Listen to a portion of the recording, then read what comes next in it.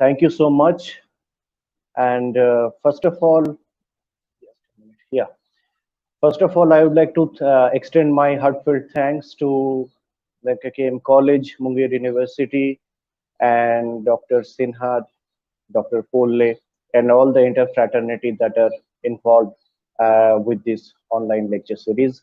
Now, before we move on to my lecture, let me tell you one thing. This lecture is meant to be student oriented because but even that I will try to touch upon many different issues uh, that always remain uh, untouched. So without further ado, the title of my talk is The Slow Thighs Approaching in Yeats's The Second Coming, a study of romantic apocalypse. So I will talk about why did I mention that line, the slow thighs approaching. So we know W.B. Yeats is one of the greatest modern poets in the 20th century for his great contributions in poetic career and with and contributing to literature in general.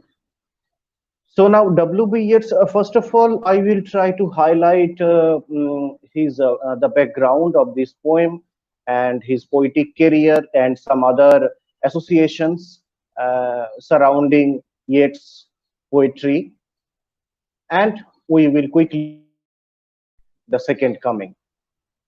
Now, Yeats was born to an Anglo-Irish family in Dublin in 1865, and his father, John Butler Yeats, had abandoned the subject of law to take up painting because he believed on the religion of art. He was not so much religious by temperament, so much Yeats was. Yeats was also religious by temperament, but he was unable to believe. It was unable. Yeats was not able enough to believe on the Christian orthodoxy, and so he felt a kind of lost religion in his mind throughout his life, and he always tried to sort out that to compensate for the lost religion, and this search actually drives him to various schools, various disciplines, and those disciplines are of quite different nature, not of the mainstream nature, like folklore, theosophy, Neoplatonism, and so many other schools like Hermetic school and occult, Neoplatonic thoughts, paranormal activities. So many things has been replete with his life. So now his childhood and manhood were spent in basically three places: Dublin, London, and Sligo, because Yeats's wife belonged to Pollexfen family. His wife's name was Susan Mary Pollexfen, so who lived near Sligo, the west part of Ireland. Now, each of these places actually contributed to the poetic development of Yeats. Now, now in London in 1890s, he met many important poets. He found uh, Irish Literary Society, and he acquired late romantics, as he said in one of his poems that we were the last romantics. In the poem Cool Park and Ballylee, 1931. Now, from the early stage of his poetic career, he believed that poetry should be dream-like, poetry should be evocative, poetry should be ethereal. Now, from the countryside around Sligo, he gained the enormous amount of knowledge of folklore, legends, myths, and he founded Irish nationalism. He was highly influenced by the fervor of Irish nationalism, though there are so many ambivalent positions on the part of Yeats as a poet, as an aesthetician. Yeah. So now he also has met with a number of great personalities like George Russell, from whom he got interested in mysticism, in the supernatural. He met with William Morris, John O'Leary, which awakened his interest in cultural nationalism, and many associations are there from which he has uh, created a keen interest in the magic, in the occult, in many supernatural uh, importance, which was headed by the teachings of Madame Blavatsky. And through the teachings of Madame Blavatsky, uh, he was under the spell of theosophy. He was under the spell of esoteric cultures. Now, on the other hand, Yeats was also highly influenced by the French symbolism. We know that French symbolism originated from the 19th century poetry by Baudelaire, Rimbaud, Verlaine, Mallarmé, and Valery. Now, in this particular context, Yeats was uh, inspired by Valery's point of symbolism, who actually exploits the mysterious suggestions of symbols. In 1889, he published The Wanderings of Oisin, which marked the first outcome of his interest in Ireland. In 1893, he published The Celtic Twilight, which is also, which is a volume of essays. And after a meeting with Augusta Lady Gregory,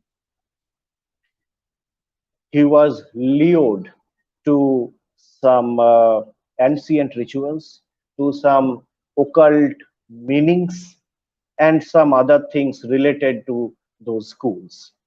Now, Yeats developed an interest in the occult science, a kind of new science, or those artists of that particular school called it proto science, right? Which resulted from the study of theosophy as a young man and developed when he joined the Theosophist school. This school actually is a kind of school of thought which was advocated by Madame Blavatsky, as I said before, who believed that the knowledge of the God could be attained through ecstasy, could be attained through spiritual ecstasy, occult ecstasy, and direct intuition. Now, here the intuition plays a major role in the teachings of these theosophical teachings or occult teachings. Now, Yeats, after that, after having all these kind of teachings, Yeats was involved intimately with the Hermetic Order of the Golden Dawn. It is actually called a secret society devoted to the study and practice of philosophy, practicing of alchemy, practicing of magic, and paranormal activities as well. You know, uh, it's a kind of the point. What lies here? The importance is that the relationship between the unchanging God and the changing finite universe. So this relationship can be achieved through various rituals, various performances. And here also different strands of thoughts, different strands of esoteric sciences have come up, have crop up in the mind of Yeats. Like he was also drawn to Kabbalistic teachings. The Kabbalistic teachings mainly based on the idea that you can achieve the God or the other side of God, whatever it is, the relationship, especially between the changing uh, universe and the unchanging, infinite, almighty. So these things are a little bit difficult to understand through our logic, but still, Yeats was highly enamored by these sort of schools of thought. Okay, now let before that, Yeats's wife produced automatic writing, and Yeats believed that those automatic writing were dictated by the spirits. Okay, because his Yeats's wife also is highly involved with the school, with that society, secret society, Hermetic Order of the Golden Dawn. Right. So Now, we will look at the poetic career. Now, Yeats' poetic career, you cannot, you cannot specify, you cannot boil down Yeats's poetry into one bottom line proposition. It's very difficult to typify him, to categorize him, because his poetry ranges from uh, many schools to many other schools. Like, so we can categorize Yeats's poetic career into three phases. You know, there it is not fixed. You can change the dates, but roughly we can categorize the first phase from 1886 to 1819, 1899. Sorry, 1886 to 1899, phase one, which was imbued with late romanticism, imbued with Celtic myths, aestheticism, symbolism, and esoteric doctrine. Okay, in the phase two, 1900 to 1918, in this second phase, you can trace out the transitional period of Yeats's proto-modernist sensibility, because Yeats is very modern than modernist, like T.S. Eliot and other contemporary writers. Uh, he incorporates many esoteric traditions into his poetry.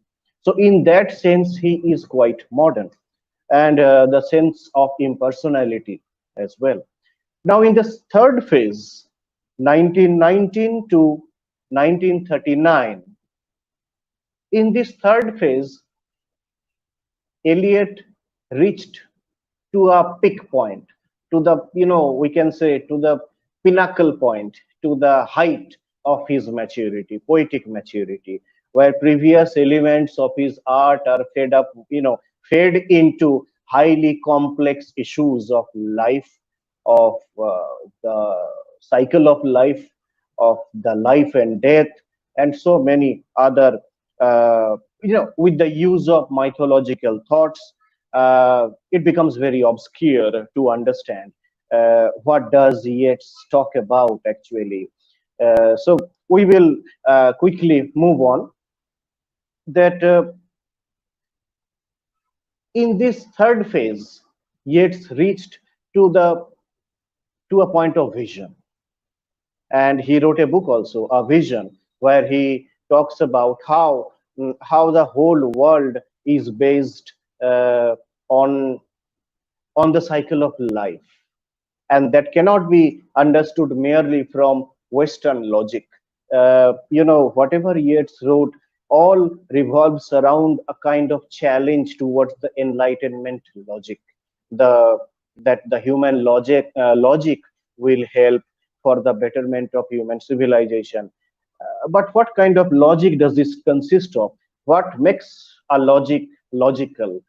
So Yeats is very critical of these things, and to understand, to find out the solution for the lost religion, in particular, in Yeats's case, he tries to uh, understand from other schools of thought, as I mentioned earlier. Now, in the poem, The Second Coming, it was written in 1919 and printed in the Dial in November 1920. And afterwards, it was included in the 1921 collection of verses, Michael Robatis and the Dancer. Now, since it's a very short poem, so we can go to the poem line by line. Now, the poem begins like this: turning and turning in the widening gyre. The falcon cannot hear the falconer. Things fall apart. The center cannot hold. Mere anarchy is loosed upon the world. So, turning and turning in the widening gyre. What is turning? The gyre. Yeats gives a concept of the gyre of a two conical shape. Gyre is like the shape of a cone. we are fond of having the cone ice cream. So it's like that kind of cone, right? So he talks about the two gyre in the shape of a cone, and those gyres are turning and turning. Okay, there are two gyres, and two gyres are turning and turning for 2000 years, and it goes on, like it goes on. Now, what Yeats means to say, that he means to say the spiraling motion in the shape of a cone.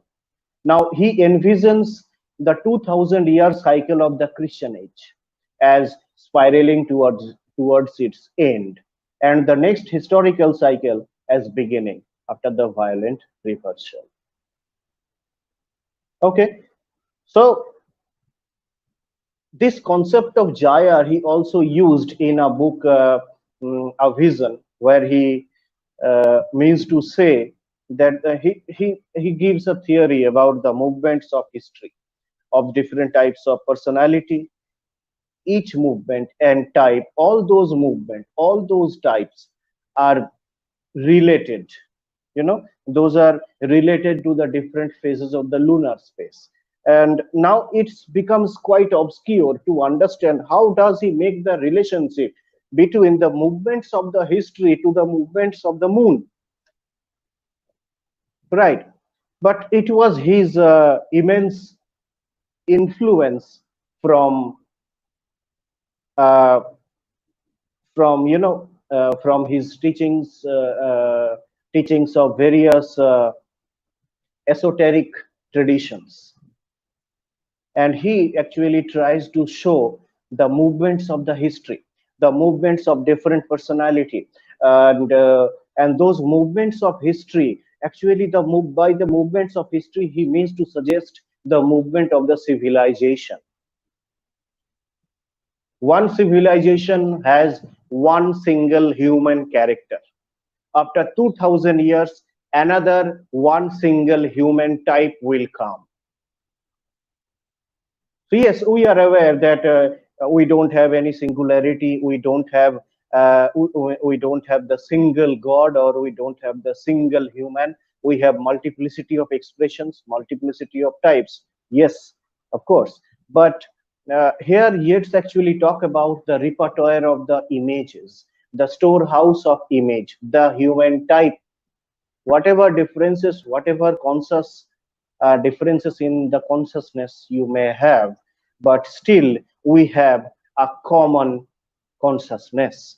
And you know what Carl Jung also talks about the collective unconscious, and the type, whatever differences you have, we are still common to something, and that commonness, that collective unconscious sameness is what Yeats refers. And through the movement of the civilization, it will come out.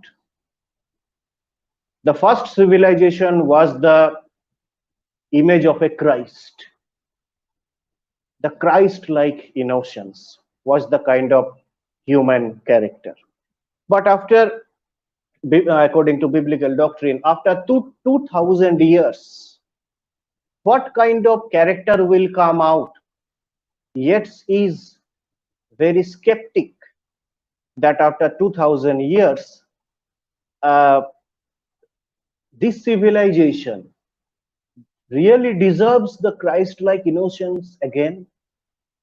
In this civilization, which is surrounded with world wars, surrounded with Irish nationalism, surrounded with Russian Revolution, and so many chaos, so many disorder.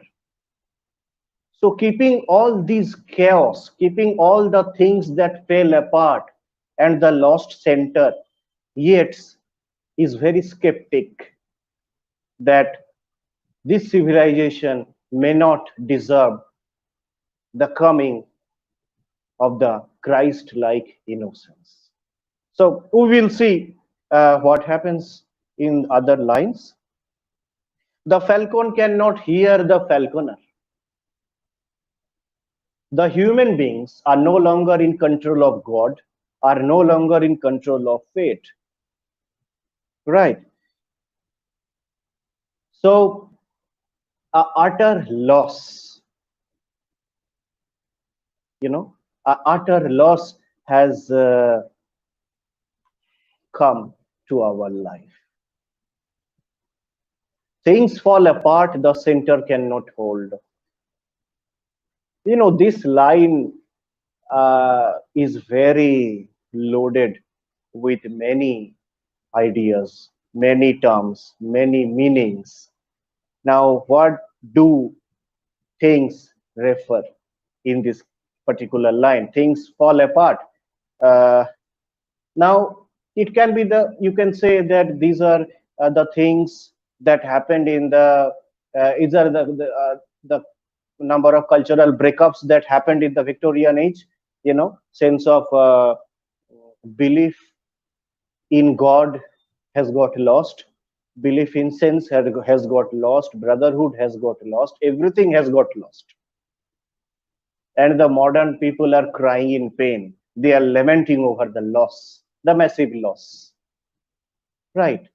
So, in that sense, it can be those things that fell apart, the sense of community, the sense of fellow feeling, the brotherhood, or those essences through which we confirm our identity, through which we assure that I exist, that we confirm our human existence. So, all those principles, all those criteria has got lost. Things fall apart, the center cannot hold. Now, if we look at this line from a technical point of view, from the structure of this line, now even the line, if you see the line, things fall apart, semicolon, then the center cannot hold. So, you can even see the whole structure, the whole sentence of the line is even shattered with the use of semicolon, with the use of caesura, to emphasize, to emphasize that it has got punctured. It has, even in the poetic structure, the the symmetry of the line has got lost in the staccato sound of these words. Things fall apart. This sounds is not very much poetic. It doesn't sound poetic, but it is poetic in some sense, maybe in apocalyptic sense, because it talks about the apocalypse. It talks about the end time of the civilization, end time of the world. So this line is also rooted in Christian eschatology. Eschatology is the study of end times. It Yes, it is the study of end times. It studies that this civilization has this human type. After this civilization, another civilization is coming.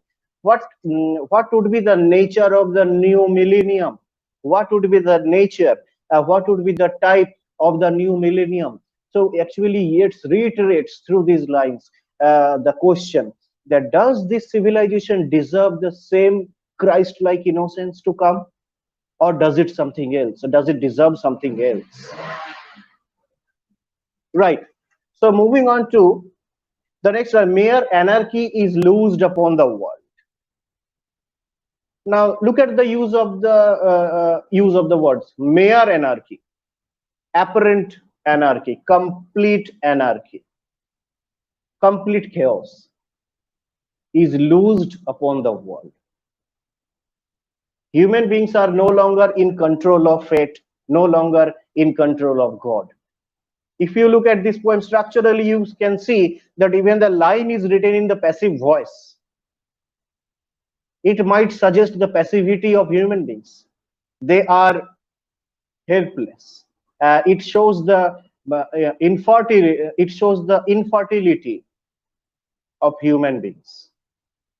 The blood dim tide is loosed, and everywhere the ceremony of innocence is drowned. If the ceremony of innocence is drowned, then this new civilization should not deserve the Christ-like innocence to come again. The beast lack all conviction, while the worst are full of passionate intensity. Now again, there is again antithetical juxtaposition. The sorry, I pronounced beast. It is the best. The best lack all conviction, while the worst, are full of passionate intensity. So this is the time of chaos. This is the time of disorder where uh, water becomes red. Yes, it alludes to Bible that that blood dim tide, when Armageddon pour out their bowls into water and it becomes into red. So here actually Yeats makes use of this allusion in this first stanza to serve as a cause that leads to his prophetic vision. We will see in the next stanza that this bloody tide, the tide is full of blood, right? This tide, actually this tide is the human civilization he is referring, and this human civilization is bloody. So it represents the chaos and suffering that human has to face in this coming civilization. And so because this civilization is surrounded with a number of wars, world wars, number of everything, all the essences that has got lost. So surely some revelation is at hand. Surely the second coming is at hand. The second coming. So definitely you understood that this second coming will not be of the Christ-like innocence in this time. The second coming will be something else. Now, before that, this revelation, surely some revelation is at hand. This revelation again alludes to the book of Revelation, the last chapter in the New Testament, where, it was revealed to John, Saint John, if I'm not mistaken, that actually the Saint John envisions that I am the Alpha and the God. Surely there will be second coming. It also alludes to another, so many other mythological doctrines as well. So it is the apocalyptic document. That book of Revelation is the apocalyptic document in the New Testament canon. It occupies again the central place in Christian eschatology, within Christian theology. So what kind of revelation Yeats is envisioning here? This revelation is about not the Christ to come, rather it's time to come, it's turn of the Antichrist. Because this civilization cannot be nursed into normalcy by the first Christ, by the Christ-like innocence. To destroy the evil and protect the mankind of this new millennium, Antichrist has to come. Not even in human form, as Yeats is referring through the other lines. Hardly are those out when a vast image out of spiritus mundi troubles my sight. When a vast image out of spiritus mundi troubles my sight.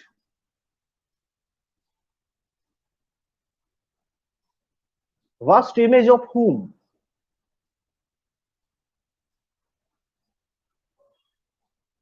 Of spiritus mundi.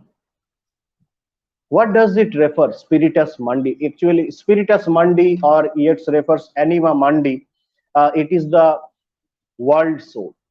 It is the spirit of the universe, not the spirit of humanity even the spirit of the universe.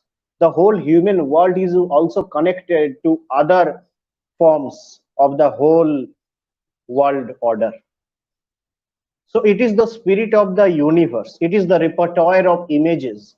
It is the storehouse of archetypes. Because Yeats believes, he wrote somewhere that this world soul is an intrinsic connection between all living things on the planet. Everything is connected, everything is related. It also relates to the world in much the same way as the soul is connected to the human body.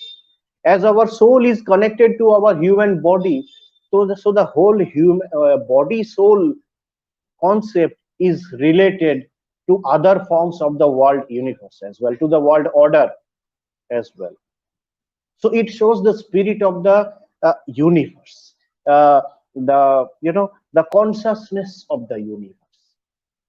Now here he says that somewhere in sands of the desert, a shape of lion body and the head of a man, a gaze blank and pitiless as the sun, is moving its slow thighs. So here Yeats refers to the look, to the through the appearance of this antichrist, of the beast, that it seems to look like with a lion body, with a head of a human. Now again, it shows the very appearance of the antichrist doesn't look human.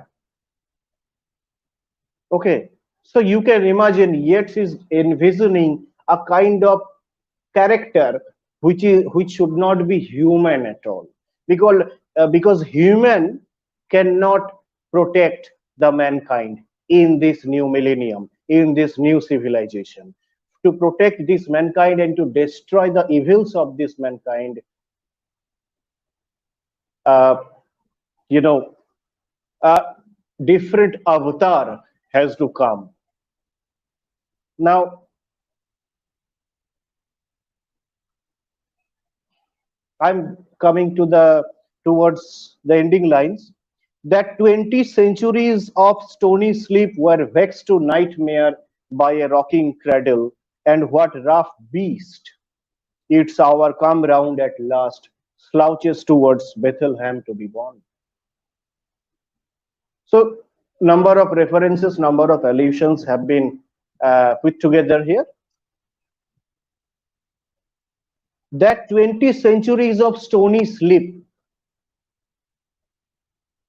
after 2000 years, Yeats is envisioning the another civilization. But this civilization does not deserve the Christ figure again. Right? So that repetition keeps coming in through these lines. Now, through the rough beast, he gives a reference to the Sphinx, which is a mythical figure with the head of a human and with a lion body. Now, again, through all this line, Yeats is trying to figure out that this civilization never deserves figure like Christ, because it is the total chaos, it is the total disorder. Things fall apart, the center cannot hold, the lost center. In this lost center, in this apocalyptic time, in this apocalypse, it is the end of the Christ like civilization. Okay, but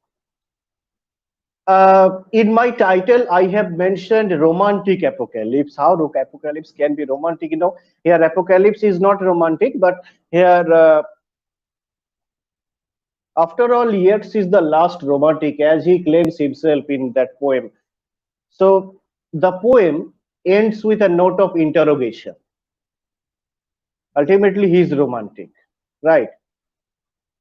He does not give statement that the rough beast is coming and to Bethlehem, and it is going to born. Full stop. No, there is no full stop. There is the question mark. there is the note of interrogation, which hints at again his romantic sensibility. He is very optimistic at certain points, that he is questioning to the reader that through the use of the words, if you see slow thighs, right? Slow thighs. The thighs are moving but slowly. We have enough time. We have still time to rectify ourselves, to bring normalcy back to the center, to compensate the lost center, the lost religion. It slouches towards Bethlehem to be born. So the act of slouching, the movement are not very active. It is little bit lazy, slow. So through the use of these words, Yeats might suggest the note of optimism that yes, we have the time to bring normalcy, bring center back to its own proper place. Okay, now actually again, so whatever I am saying are meant to the students. It will help them to understand it in better way. That's why I am not going into much complicated issues. Uh, but let me highlight some points, uh, some little points actually why Yeats was very romantic in this. And actually, this romanticism, what he has had, not from the Ireland, not from the Irish mythology, Irish folklore, from Sligo and from other places associated to the west of Ireland, but he was also highly influenced by Indian philosophy. He was influenced by Buddhism, Hinduism, and many principles, by many scriptures. Okay, so now you may also uh, you will be also, one different idea that when just a minute, I have picked. Yes, there is a one character actually, Mohini Mohan Chatterjee, right, who was native of Calcutta and he was a Brahmin by birth, and he was a philosopher scholar by inclination. Now, he joined the Theosophical Society and he came to Dublin towards the end of 1885. He was invited by Charles Johnston there, who was the founder of the Hermetic Society. Now, when Mohan Mohini Chatterjee went to Dublin in 1885, Yeats seized the opportunity to listen to him. Yeats was a devotee to Mohini Mohan Chatterjee's theosophical philosophy, theosophical knowledge, and the teachings. He was, highly drawn to these Hinduism and Buddhism and many other principles. So Yeats, we can say Yeats is a modern poet, but not typical modernist the way T.S. Eliot frames himself to be. Rather, we should say W.B. Yeats is more modern than a modernist, because he not only draws upon Western intellectual aspects of poetry, at the same time, he has drawn a number of Asian, Irish, and so many transnational points of view. He always tries to incorporate everything, even in this tiny body of the poem. He incorporated a number of strands, a number ranging from different schools. Okay, now uh, coming to some concluding remark, that you can say that through this poem and through some brief introduction of T.S. Eliot as a poet, he hybridizes Irish, English, Asian traditions, European traditions. Okay, and now uh, you can say that he revives native myths, place names, many consciousness, not only the consciousness of Western construction of human consciousness, but also the very Eastern construction of human consciousness, which is very much related to direct intuition to God, uh, which is talked about in the occult esoteric tradition or in Kabbalistic teachings, that you can find out the relationship you can achieve through if you highly indulge yourself uh, in the relationship between this changing world, changing universe, and the unchanging God. You can find out, you can compensate your lost religion, your lost sense, your lost consciousness. So it appears very obscure at times, but it still means a lot to Yeats's poetry. Right. Now, if we say, if you want to typify, if you want to say, then what is the nature of W.B. Yeats's? But I just refer to one poem. Okay, there are many other poems. You may find out different points of view. Okay, you cannot justify uh, reading the second coming with all others. When you will read, Byzantium or some other poems, you will find out different point of view. Okay, so his poetic career is very unique, different from one to other. Now, even if we dare to typify him, then we can say that Yeats is a hard-nosed skeptic and an esoteric idealist, a nativist and a cosmopolitan, because he transcends boundaries of nations, of schools of thoughts. An Irish nationalist, he is, after all, a romantic. He always have had a sense of love for his native land, and an ironic anti-nationalist as well. He is very apathetic, very ambivalent to the Irish revolutionaries. He considers them as motley fool, as being referred in Easter 1916 poem, that they are motley fool. Uh, they are just a fool. They are clown. They don't know the price of human life. So very farcical, very apathetic attitude you can find. At the same time, being romantic, and again a romantic brooding on the loss and unrequited desire. It again goes back to the love for Maud Gonne, which happens to be his muse in his poetic development. Though he was disappointed many times by Maud Gonne, and he also uh, abuses the husband of Maud Gonne, and it is also written in the Easter 1916 poem that that Major John McBride is a vainglorious lout. He is a drunkard. Okay, so that shows the inner hatred of Yeats, because Yeats was rejected by Maud Gonne. He made many times marriage proposal to Maud Gonne, but Maud Gonne refused him. Okay, so interesting points are there. And after all, a modernist mocking idealism, nostalgia, and contemporary society. So, different strands, different threads have crop up in Yeats as a poet, as an aesthetician. Okay, now this is what I wanted to say, but I would like to touch upon another reference, some two reference, one particular, another is in general, that that Sphinx, that rough beast, can be referred as a kind of Narsimha, the fierce avatar who incarnates from Vishnu, uh, and to he was called the god of protection, who has come to kill the evil and protect the mankind. Right.